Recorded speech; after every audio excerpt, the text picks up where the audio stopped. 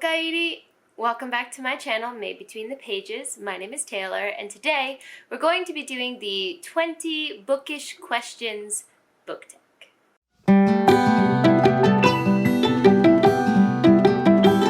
I was tagged to do this by Sydney over on Sid Bookworm. I'll be sure to link her down below. She is wonderful and one of my really good friends on BookTube. And when she did this tag, she was having a little drank with her boyfriend. Now, my fiance Hayato is not around today, but I thought that in the spirit of the video that she tagged me in, I would also be having a little drank. So I have some Japanese shochu, imo shochu, so sweet potato liquor, some Japanese sweet potato liquor, and I will be sipping this while we answer some bookish questions. Hayato's family is actually really into handcrafted Japanese pottery, and this is a glass or a handmade cup that his aunt got us a matching set of for our engagement, and I love it. I drink everything out of this. It just feels so good in your hands, and it's just so well crafted. I never knew I was into pottery until I started seeing what good pottery was like. As most people do for tags, I have notes off the screen, so if I'm looking down, that's what I'm looking at.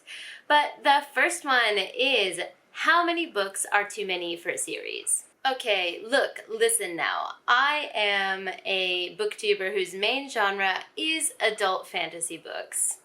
The limit does not exist. Like, give me, 10, 12, 15 books in one world, I can dig it. If it's well written, of course. I prefer to have, different perspectives on the world. So, for example, Brandon Sanderson's Cosmere is a great example of this.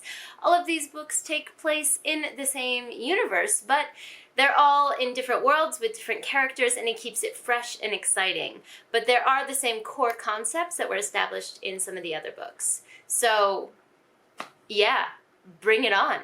Question number 2, how do you feel about cliffhangers?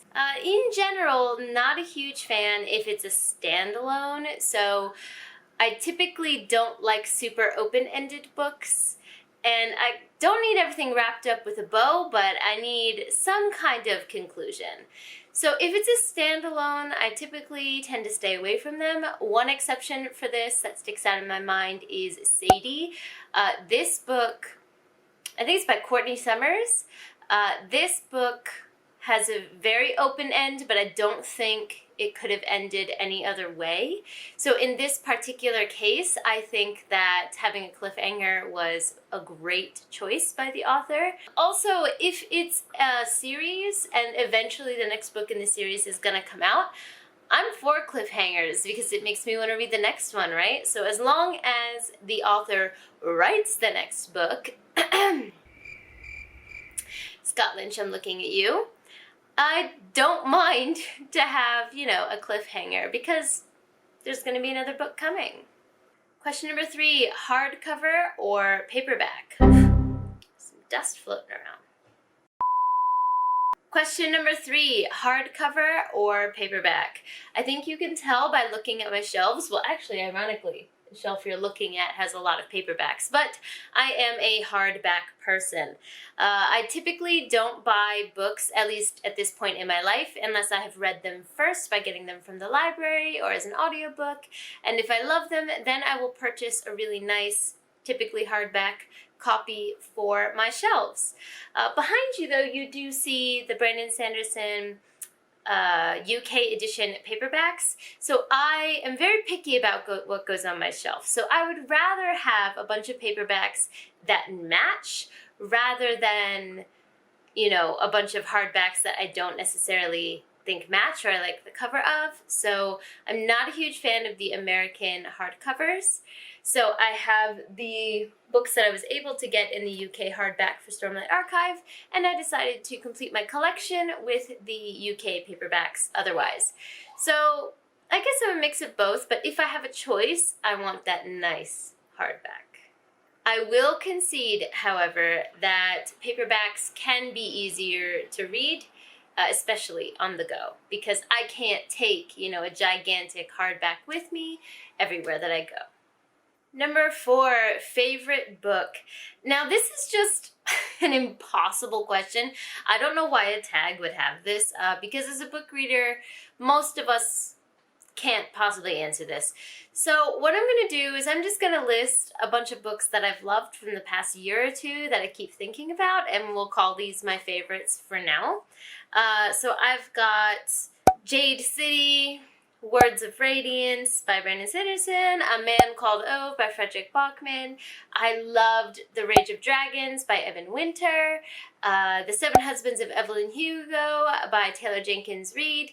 These are all books that just hit somewhere deep for me. So while I do have favorites from childhood and books that I've loved throughout my whole life, if you were to ask me what my absolute favorite book is, right now, I really don't think I have an answer. I loved all of these books for different reasons, and they're all on my shelves, you know, in the background of my videos for different reasons. So, yeah, I have a lot of favorite books. I don't know. I just realized how, like, shabby this shelf is looking. I've got some leaves here. My hydrocultures are empty. Like, sorry guys. This is not the super aesthetic portion of my bookcase, but anyway. Question number 5, least favorite book. Again, this is a hard one, but I have a couple books that come to mind for ones that I did not enjoy. The first one is going to be The Cursed Child. I hate this book with all of my heart. I know it's technically a play, but that book was marketed and sold as something that people should buy and consume if you couldn't go see the play. And it's horrible. Absolutely nothing about that book is worth it. I refuse to ever acknowledge that it's canon. And honestly, the fact that it was marketed as canon and we were told that, you know, it was the next step in the Harry Potter series just seems to me like a cash grab at this point. Like, it was horrible. I liked nothing about that book at all. The next book here is going to be All the Missing Girls. This was one of the first thrillers I ever read, and I read it as an audiobook, and I hated every second of it. I need to learn to DNF, honestly, and this was a book I should have DNF'd because it's supposed to be like a backwards timeline, so you start close to the crime and then it goes back like further away from the time of the crime and you kind of figure things out that way. And it was so poorly executed. Like, I was so confused what was happening when and why and who was who. And I don't think it was because it was one of my first thrillers. It was just not a good book. And I remember really hating all the characters, and it's okay not to have likable characters, but this was like to the level of, you know, I hated reading about them. So I really did not enjoy that book. Another one that comes to mind right now is probably going to ruffle some feathers, but it is The Raven Boys. I tried, guys. I tried to read this. I read the book all the way through because I don't know how to DNF. But it took me like 2 months to read this fucking book. And it was so hyped on BookTube that I felt something must have been wrong with me. But over time, as I think about it, what was the point of that book? Like,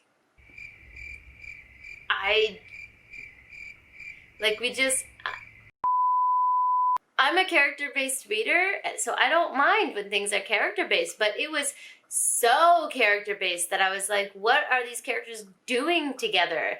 This idea of like a Welsh king in the final scene in the woods was just like, none of the goals that the characters had were realistic or fleshed out, and the evil person, the antagonist in this book, was like so convenient. I just was not for me. So I would say that one was definitely a least favorite of mine as well. So number 6, love triangles, yes or no? Honestly, they don't bother me.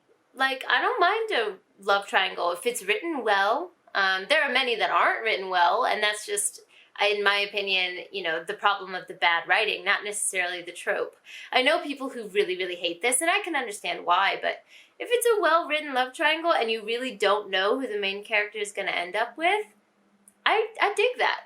I have no problem with it. Now, when we start leaving the territory of love triangles and start going into like love octagons or whatever, where all of the characters are in love with the main character, even though they're so plain and not that beautiful, that is a whole other animal for me. But actual love triangles, I don't mind. Number 7, the most recent book that you couldn't finish. So for this one, I think it's either The Priory of the Orange Tree or The Name of the Wind. Now, neither of these are like DNFs because I didn't like the book. Priory I ended up putting down because I wasn't in a super long fantasy mood, and I didn't want the book to suffer because of the reading mood that I was in. That just seemed really unfair. So I put it down, but I really am interested in picking it up again later. I'm really intrigued by that book. The Name of the Wind is kind of like a running joke on my channel at this point.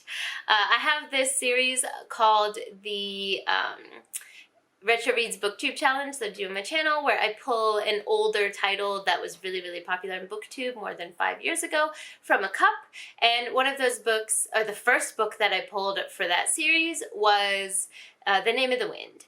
And it's the first book I pulled out of the cup, and I still haven't finished it. So we're going on more than half a year now.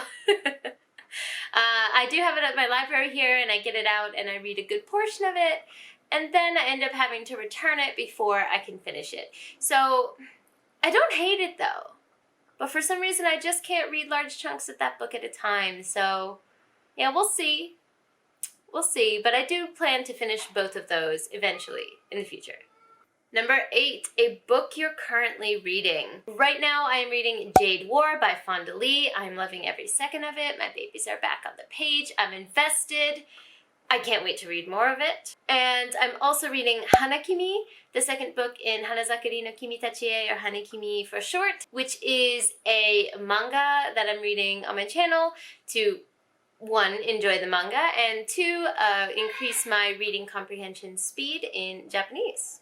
I am loving Hanakimi. It is so enjoyable, so cute, just high quality, feel good shoujo manga. The last book I'm currently reading is The Deep by Rivers Solomon. I'm almost finished. I'm reading it via audiobook, and that book is deep, for lack of a better word. The writing is absolutely beautiful, and I am so intrigued by the lore that is in this book and how these mermaids came to be and their origin story. And this book discusses trauma, it discusses, you know, historical context, it discusses racism and, you know, white supremacy, so many things in such a small book that I don't think I'm going to get everything I need from it from one read, I can tell already. So I think this is going to be a book I'm going to need to reread in the future to be in order to get everything that it's trying to tell me. So, so far though, I'm really loving it, and I think I'm going to end up finishing it today. Number 9, the last book you recommended to someone. I recommended A Man Called Ove to my mother. She's not a fantasy reader, so a lot of the books that I read on my channel, she's not going to pick up, and, you know, I can't blame her for that. But when I read more contemporaries or something that seems more up her alley, I'll always pass it her way. So I did recommend A Man Called Ove to her, and she did read it. And she said it was okay, which, I mean, it's not possible to, like, break up with your mom, but I mean, clearly her taste is off. No, but I really do appreciate that she gave the book a try off of my recommendation. So One of the best feelings in the world, I'm sure other booktubers know this, but is when someone says they're picking up one of your favorites because you recommended it, or they ended up loving a book and they ended up picking it up in the first place because you were raving about it, in a video. And that is one of the best feelings in the world. So just if that ever happens and you pick up a book based on my recommendation, like, tweet me, at me. Is it at me? Tweet me?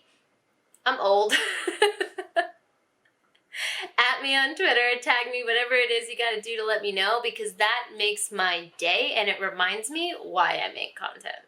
Number 10, the oldest book you've read based on publication date. Now, this one I really had to think through because in university, I was a linguistics major and an anthropology major, so I've read a lot of old texts, but I think the one that takes the cake has got to be Beowulf, because I read that book for a linguistic analysis, I think in my senior year, and I think I read the whole text. Maybe I didn't read the whole text. I read a large portion of it, but it's definitely the oldest dated, text I've ever read. Also, what made me giggle from Sid's video is Caleb mentioned that he read the Canterbury Tales, and that was his oldest one. And I also read the Canterbury Tales, and that's an old ass text. And I loved it. Like, there's so much sass in there. It can be a pain in the ass to read, don't get me wrong. Like, Old English is not comfortable to read. It takes a lot of work, but Chaucer was sassy, and I thoroughly enjoyed it. Number 11, the newest book you've read based on publication date. And for this, I checked Goodreads, and that is The Only Good Indians, which was published in July 2020. I read this as a buddy read with Deidre over on Shade Tree Reads and the book club that she's put together. And I did enjoy it. I am new to the horror genre though, and I'm also not super learned in moral structures and societal structures for Indigenous or Native American societies, so I think that some of that book was lost on me. So if you go to the video where I review it, I did link some Own Voices reviews in that description, because I think it's important to hear Own Voices reviews for a book that is so steeped in a specific culture. Number 12, favorite author. Again, this is a hard one for me because in previous tags there's questions like who's your autobi author, and this is quite similar to that. I don't have just one, honestly. Recently in my life, Fonda Lee, the author of Jade City, Jade War, the Greenbone Saga, she's probably my favorite author, and I'm really interested in reading all of her backlist, even though they're mostly sci-fi and I'm not super, learned in sci-fi. I really am interested in reading everything else she's written. So Fonda Lee, Brandon Sanderson. I have the Brandon Sanderson shelf behind me. I'm a huge fan, although I'm not necessarily an autobi author because outside of his Cosmere works, I haven't read any of his other stuff. Evan Winter also comes to mind because I absolutely loved The Rage of Dragons, and I think it's his debut. I'm looking at the book like it's gonna have the word, like, answer my question, but I think it's his debut novel, and it was wonderful, so I'd be interested in reading anything else that he puts out. So again, I don't really have a favorite author, but I have, authors that I'm loving right now in my life. Number 13, buying books or borrowing books? Both. Honestly, but I have an order, so I like to borrow first and then buy. As I've mentioned on my channel before, with the shipping and the time that it takes to get books where I live in Japan, I don't do random purchases very often. If I do, I ship them to my American house, so there's a lot of books waiting for me there, don't get me wrong. But typically, I will get a book from my library, read it, or listen to it via audiobook with my audiobook subscription services. And if I like it, then I'll purchase a nice copy for my shelf. So both, but in a specific order, I guess. Books you dislike but everyone seems to love. This is number 14. For this one, I'm going to go with Middle Game by Shawnee McGuire. I'm sorry, Sid. You're the one who tagged me in this, so I don't mean no disrespect, but, like, Middle Game was not it for me. I love Shawnee McGuire's other work, the Wayward Children series, and her Into the Drowning Jeep that she wrote under the Mira Grant pen name. Huge, huge fan. But Middle Game, just nothing about that book worked for me. The writing that's usually really lyrical and, you know, immerses me in the story just confused me in Middle Game. And I was like, what are we even talking about? And that's kind of how I felt. I was in a perpetual state of confusion the entire book.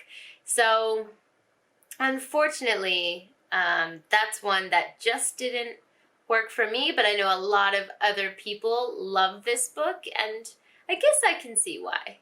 Number 15, bookmarks or dog ears? Bookmarks. I mean, bookmarks, receipts, tissues, socks, I don't care what you put in the book. But if you dog ear, you are a monster. I hate dog earing so much. Like, I'm the type of person who will try to remember the page I'm on and, like, type it in my phone rather than dog ear, because I just cannot handle doing that to a book. I think when I was very little, I did do it. So if you look in, like, my old copies of The Magic Tree House or The Babysitter's Club or any of those, like, older books that I used to read, they may be dog-eared. But anything in recent years, you won't see it because my heart can't take it. I can't do it. So, yeah, just stick something in there. Don't be bending pages. Number 16, a book you can always reread. This is going to be Harry Potter and the Goblet of Fire for me. This book is in shambles. The spine is broken. The pieces are not connected. I just take out the section of the book that I'm reading at the time, and I read it, and then I bring it back, and I put it inside the cover. There's no reason to put it inside the cover, really. It would fall out if it wasn't bookended by other books, but it's completely trashed because every time something traumatic has happened in my life, I have gone back to that book specifically and just lost myself in that world, and it's saved me more than once. So if I had to pick one book that I could just go back into at any time, it would definitely be The Goblet of Fire. Number 17, can you read while listening to music? Yeah, in general I can. Even if it has lyrics. If I'm in a book enough, I can do that. For some reason, a movie doesn't work like that for me, but music can.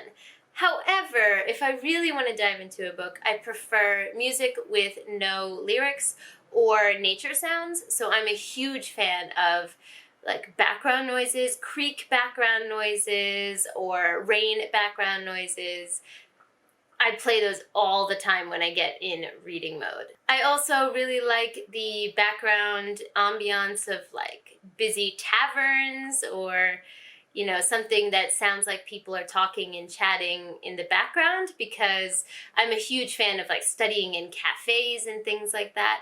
I love being around people and having that background noise. I hate complete silence. So I really love that part of YouTube where you can just play like a 3-hour loop of a, you know, medieval tavern or something at night with the fire crackling. I'm living my best life when I'm doing that. So the answer is yes, but I would prefer to have nature sounds instead. Number 18, one point of view or multiple points of view. Oh, there go my notes. Again, I am an adult fantasy booktuber.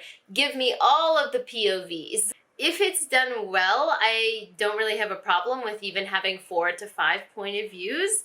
I think that that can really add to the story, and I get to see multiple aspects of the world through the different characters' eyes. So honestly, I prefer multiple points of view to one. Number 19, do you read a book in one sitting or multiple days? The books I read are typically chunkers, so in one sitting would be a miracle. Average book for me is over 500 pages, so I do read pretty fast, but one sitting isn't something that I typically do. I can read a book in one weekend, or if it's an audiobook and it's short, I could read it throughout maybe one day if I'm lucky, but actually sitting down in one sitting and reading a book start to finish isn't something I do very often, even for my super hyped books. Number 20, the last question, do you like lending your books out? Nope, not at all. As I've mentioned earlier in this video, I'm very picky about what I eventually buy and put on my shelves, and I just can't trust other people to care about them as much as I care about them. And that's not the fault of the other person. You know, the other person doesn't have to place as much value on a hardback book that I do, but that also means that I don't have to put that hardback book I really care about into their care for any amount of time. So while I do love to recommend books and introduce people to new stuff, actually lending my physical books to another person is a big no-no, unless I really trust you. So yeah, kind of an asshole when it comes to that, but no. Plus, I think everyone's been burned before, you know? You lend out a book and you never get it back.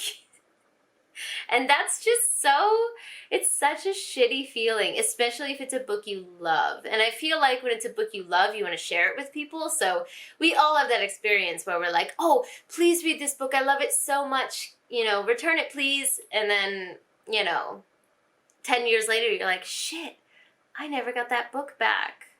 You know? Nah, best to avoid that situation. Concludes my 20 bookish questions book tag.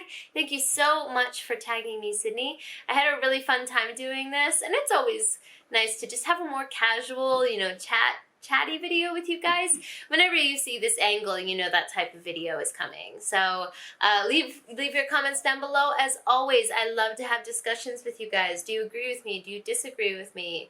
What are your comments on what I had to say today? Do you doggy ear? If so, unfollow me, unsubscribe, essentially. Let's chat. But for now, I'm gonna head out. Jenny.